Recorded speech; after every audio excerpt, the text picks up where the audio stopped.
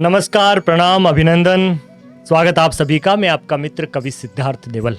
पिछले दिनों मैंने आपको एक कहानी सुनाई थी, आपको याद होगी, एहसान फरामोश की। बड़ी पसंद की गई, आप लोगों ने अलग अलग माध्यमों से उसको शेयर किया, आपने YouTube चैनल्स के लिंक भी इधर उधर भेजे, बहुत आभार आपका। आज एक और कहानी आपको सुनाने का मन है, लगभग उसी तरह की। मनुष्य इस संपूर्ण सृष्टि का सबसे विचित्र जानवर है। मनुष्य से स्वार्थी आपको कोई नहीं मिलेगा। उसे किसी भी हाल में अपने काम को पूरा कराने से मतलब है और किसी चीज से उसको कोई लेना देना नहीं है। एक कहानी मैं आपको सुनाता हूं, छोटी सी है, पर बताया जाएगा कि किस प्रकार से इंसान जो है वो अपना काम निकलवाने के लिए सारी नैतिकता को दांव पे लगा देता। उसके लिए कोई नियम नहीं, बस उसका काम होना चाहिए। एक बार एक आदमी गांव से गलती से जंगल में चला गया।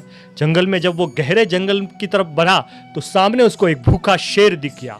शेर को लगा कि मुझे मेरा भोजन मिल गया है, ये तो मेरा शिकार है। तो शेर आदमी के पीछे दौड़ा। अब आदमी आगे आगे, शेर पीछे पीछे। जंगल में भटकता हुआ वो आदमी किसी न किसी तरह से अपने आप को बचाना चाह रहा था। अचानक उसकी नजर सामने एक विशालकाय पेड़ पर पड़ी।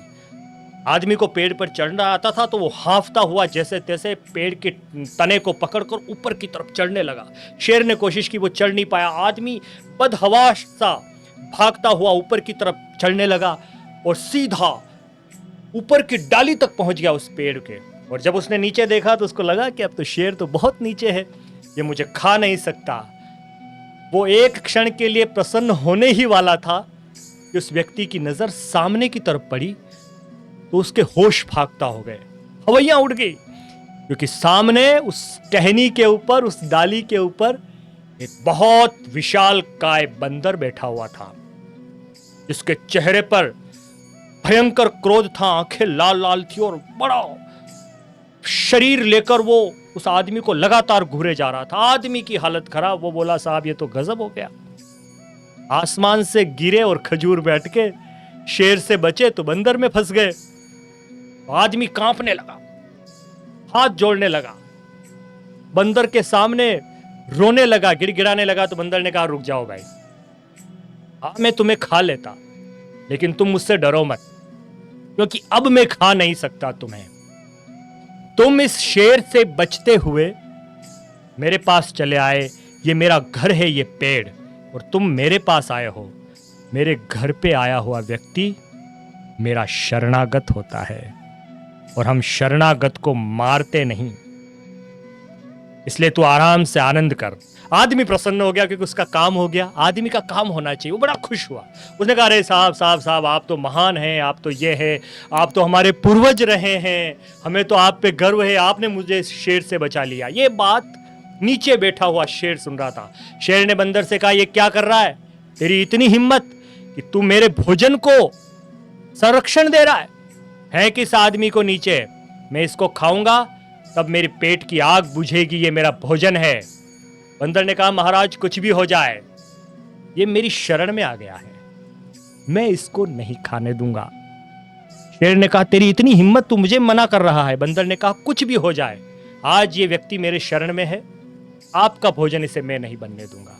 शेर ने कहा, ठीक है, अगर तेरी इतनी ही हट है तो मैं इसी पेड़ के नीचे बैठा हूं, देखता हूं तो कितने समय तक इसे बचाता है। 1 घंटा गुजरा, 2 घंटे गुजरे, धीरे धीरे समय गुजरता गया। जब 5-7 घंटे हो गए तो धीरे धीरे उस पेड़ पर बैठे हुए उस बंदर को हल्की सी नींद आई। वो नींद के आगोश में जैसे ही गया, शेर ने आदमी से वार्तालाप शुरू किया। बोले, देख, मैं तुझे खाने के लिए यहाँ नीचे बैठा हुआ हूं, पर मैं तुझे एक बात बताऊं, मैं हूं भूखा और समय है मेरे भोजन का। मुझे सिर्फ भोजन से मतलब है, वो चाहे आदमी का हो चाहे किसी बंदर का हो। अगर तू बचना चाहता है तो इस बंदर को नीचे फेंक दे, मैं इसको खा लूंगा, मेरे पेट की आग बुझ जाएगी, मैं चला जाऊंगा, तू भी गांव चला जाना, मुझसे, मेरी तुझसे कोई दुश्मनी नहीं है। मुझे भूख लग रही है, इस बंदर को फेंक ले।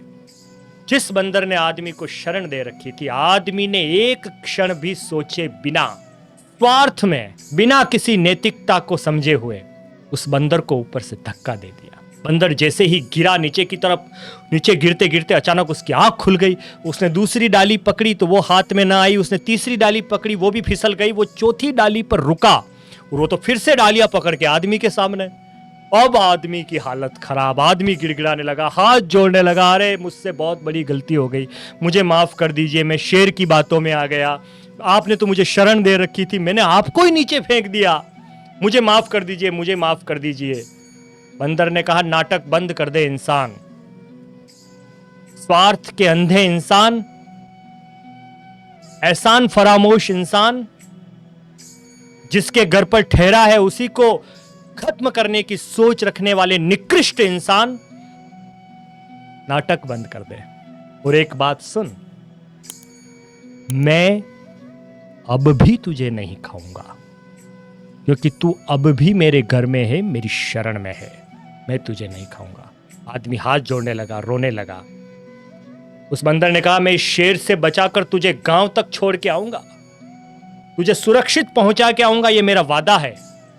लेकिन मैं तुझसे एक बात कहना चाहता हूं। इस कहानी में उस बंदर ने जो आखिरी वाक्य कहा है ना मेरे मित्र, ये सभी मनुष्यों पे लागू नहीं होता, ये संतों की धरती है, और ये अधिकतर मनुष्यों पर लागू होता है। नाटक कर रहे, नौटंकी कर रहे उस आदमी से बंदर ने कहा, मैं तुझे सुरक्षित गांव छोड़कर आऊंगा, लेकिन मेरी एक बात ध्यान में रखो, जब गांव चले जाओ ना तो कभी किसी चौपाल पर बैठकर या किसी चबूतरे पर बैठकर ये किस्सा मत सुनाना कि तुम आदमी, हम बंदरों के वंशज हो, किसी भी हाल में।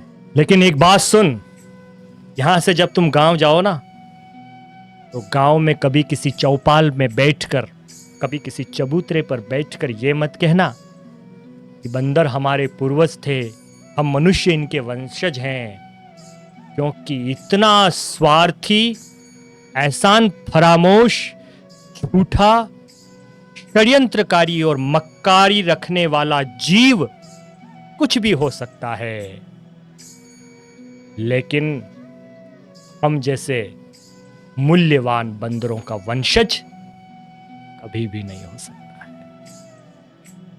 नमस्कार।